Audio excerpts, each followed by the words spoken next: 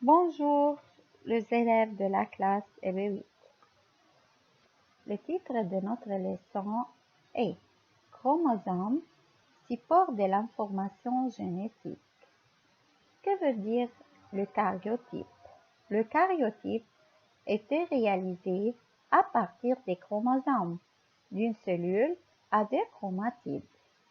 Attention, il faut de ne pas confondre entre chromatides et chromosomes homologues. Donc, les chromatides d'un même chromosome sont génétiquement semblables. Elles portent le même gène et le même allèle. Donc, les chromatides d'un même chromosome sont génétiquement semblables et elles portent le même gène et le même allèle. Les chromosomes homologues ont la même taille, même position du centromère et portent la même succession de gènes mais sont génétiquement différents.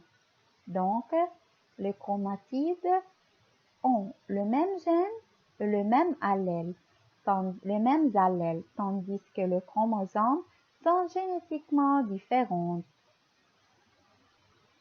Parce qu'ils portent des allèles différents pour de nombreux gènes. Alors, parce qu'ils portent des allèles différents pour de nombreux gènes, c'est pour cela les chromosomes sont différents.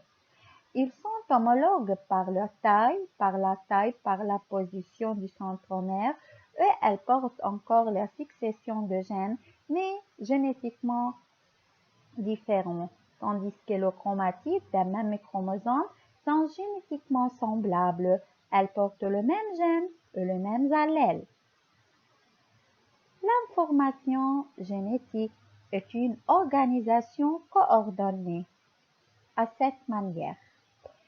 Donc, caractères, gènes, chromosomes, noyaux, cellules, chacun de ces termes recouvre une notion très précise. On ne doit pas utiliser l'une à la place de l'autre.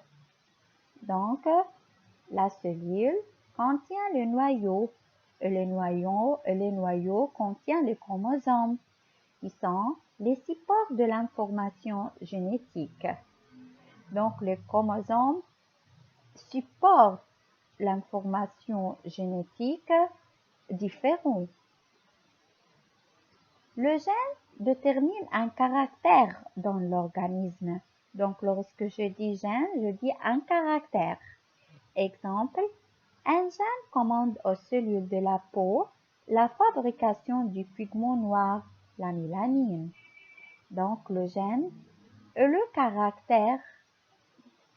caractère génétique qui c'est porté par les chromosomes, comme la couleur de la peau, comme par exemple la couleur des cheveux, la couleur des yeux, etc.